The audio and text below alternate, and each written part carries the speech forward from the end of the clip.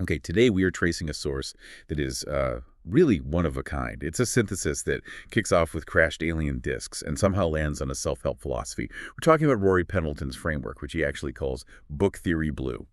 What we're looking at is one person's intense deep dive into UAP conspiracy claims that spiraled. It spiraled into this whole comprehensive sort of self-contained theory of existence, information control, and cosmic warfare. It really is a remarkable narrative arc, and for you listening, our mission today is to lay out this entire framework clearly, because it blends the highly technical, the conspiratorial, claims about non-human biologics, reverse engineered tech, with these really abstract, almost theological concepts like unreality and something called purple beams. We're basically unpacking the whole system, showing how Pendleton connects all these dots that go from Area 51 straight to, well, this ultimate positive defense mechanism against a cosmic puppet master he names Mr. Blue. Okay, yeah, let's dive in, because the starting point is really this critical moment of dissonance for him. Rory's entire paradigm shift seems to have been triggered by those UAP congressional testimonies.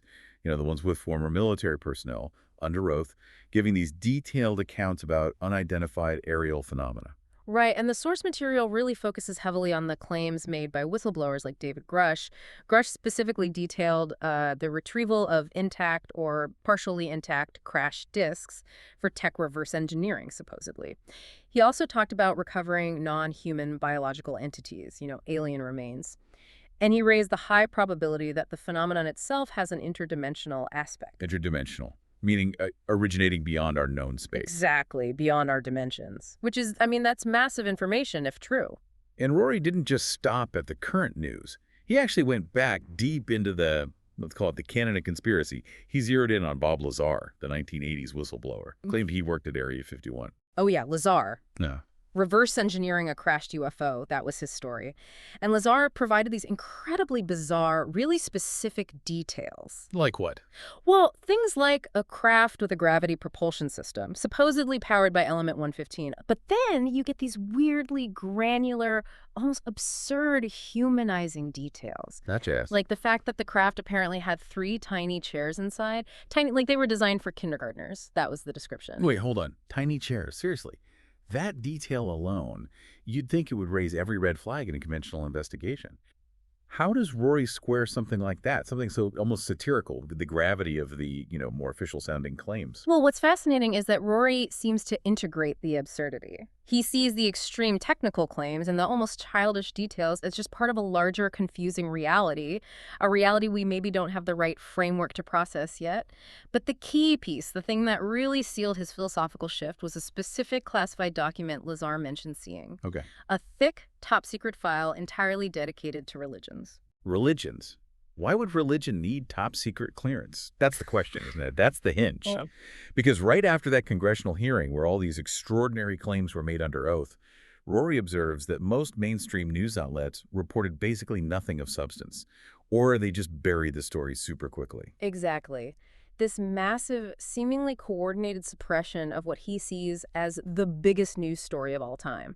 For him, that's the proof that the world is operating under some kind of strict control mechanism. And this realization is what pivots the theory from just UAPs into information warfare.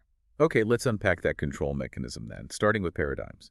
Rory defines a paradigm not just as a simple worldview, but more like a psychic anchor. It's the big framework we use to process and sort everything into true or false. And this is really essential to his theory. The source notes that changing a core belief can feel almost physically shocking. It suggests our self-preservation instinct actively resists a paradigm shift, because adjusting one really fundamental belief might just shatter your entire established reality. If the world isn't what you thought it was, then your place in it, your job, your identity, it all suddenly feels unstable. That resistance to change. That's what keeps the unreality filter working, according to this. So unreality, that's Rory's term for the collective subjective reality, the one everyone sort of agrees on. Yes, it's the official narrative of objectivity, basically, and the media actively maintains and advances it. How? The method described is specific and kind of insidious. A simple, repetitive tagline gets pushed out across all major channels for months, until, as the source puts it, a hypnotic effect takes root and sets the paradigm firmly. And once that unreality is set, anyone who deviates from the accepted narrative, well, they get cast out. Well, Or they become the target of a new narrative designed specifically to destroy their credibility. right. Control the narrative, control the reality people accept. The core insight here seems best shown by his fourth apple problem. Can you explain that? Sure. Imagine two people looking at a table, and they both agree they see 3 apples. So they conclude objectively there are 3 apples. Makes sense. But the truth in this theory is always bigger. A third observer, maybe standing at a different angle, might see a 4th apple hidden by a corner the first 2 couldn't see. The big takeaway here is that we never actually observe objective reality directly. We only ever see a derivative sample. And the filter between what we see and the underlying objective truth, that is unreality, the official consensus narrative. So objective reality is always bigger, more complex than the consensus reality we agree to see. Okay. So if media and governments are controlling this unreality, the next logical question for Rory is, who controls the controllers? And that takes us into segment 3, the cosmic architecture. Yeah, and this is where the theory really leaps from, like espionage straight into metaphysics. Rory proposes this big idea theory for the origin of the universe. He argues that, well, since the only thing that can truly come from nothing into creation is maybe a thought or an idea, then the Big Bang wasn't just a random physical explosion, it was actually a big idea that cascaded into existence. A big idea. So the universe is fundamentally thought. That's the implication. If you break down matter to its absolute smallest unit, like the Planck length level, what's left? Energy, vibrations. And fundamentally, according to this, consciousness. The entire universe in this framework exists as consciousness, specifically in the mind of God. Okay, wow. So if consciousness is the ultimate foundation, where does all the chaos and negativity come from? Ah, good question. It must be an external corrupting force. And this is where he introduces Mr. Blue.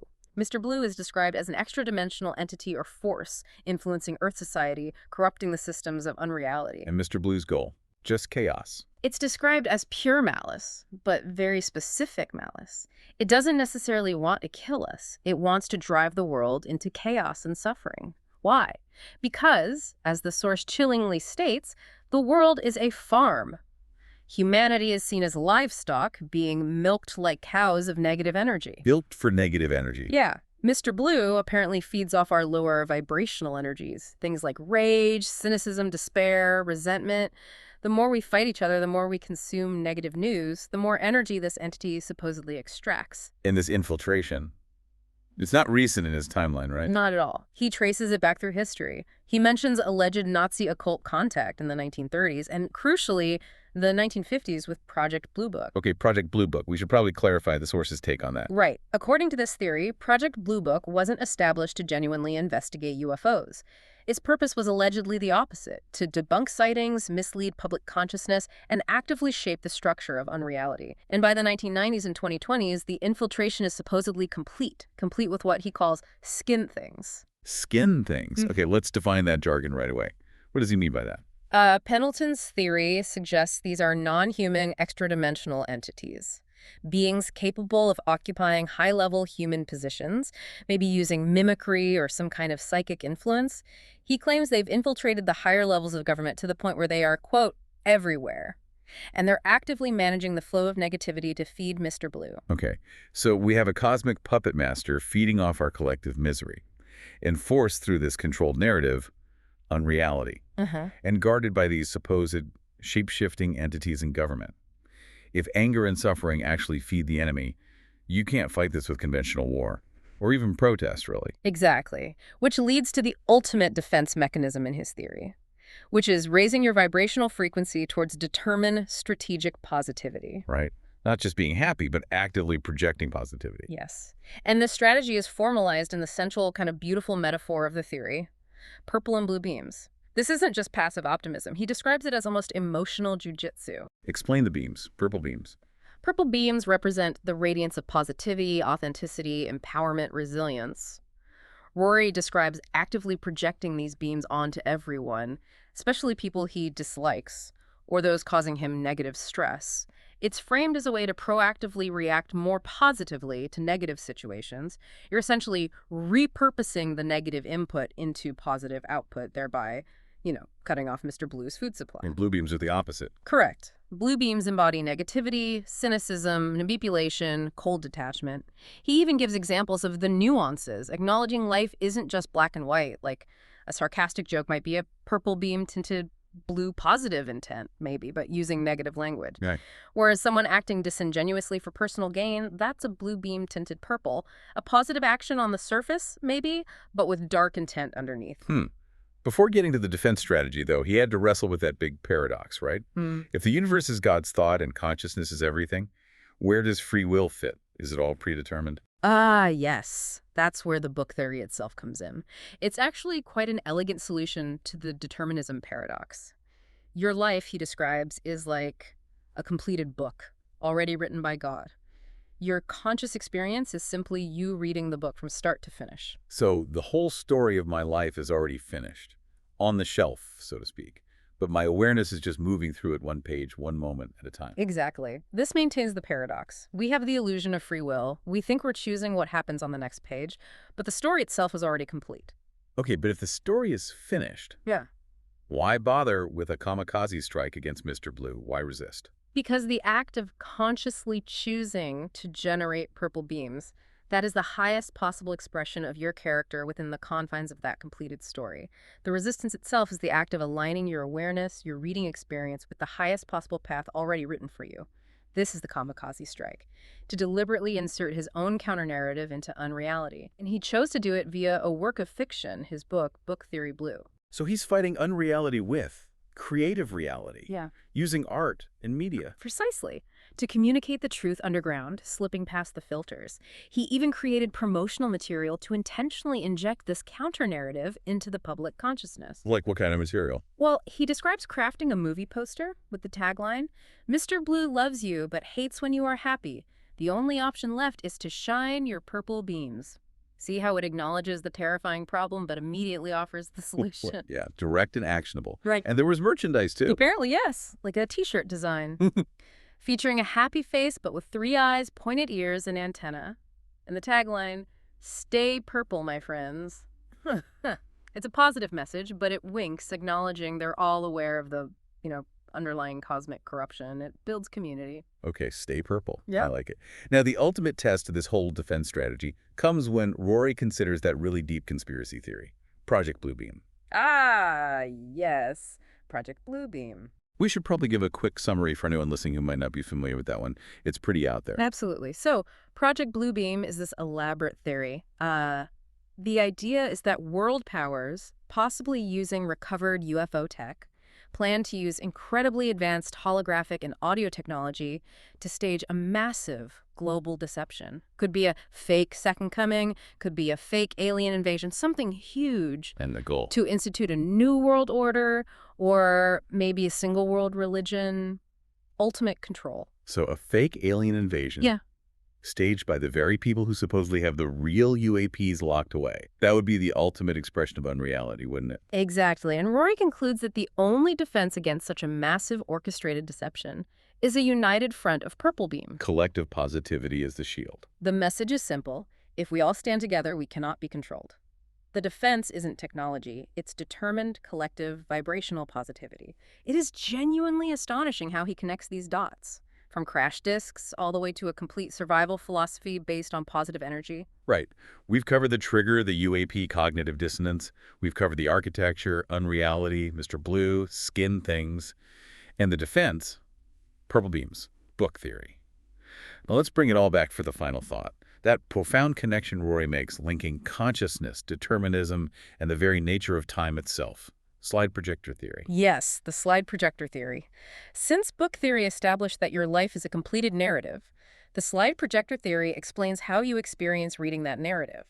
Reality, according to this view, unfolds in discrete, individual frames, like slides in an old projector rooted in Planck time, the smallest possible unit of time. So all moments past, present, future, they're all stacked together, like slides in a reel. Existing simultaneously, yeah. In the mind of God, the thinker, we only perceive them one single slide at a time. That gives us the illusion of linear flow, of time passing. Wow. That deeply challenges our whole linear perception of time, doesn't it? Huh. The way we experience reality subjectively. It really does. And it brings us full circle to that ultimate question, the one for you to ponder. If time is just a stack of already completed slides, are we actively moving through time? Or is time actually moving through us as the reader of our own finished book? Keep exploring the boundaries of your own reality. And remember, regardless of how predetermined those slides might be, your awareness, your choice, and how you react, how you shine while reading them, that's your ultimate power. Say purple.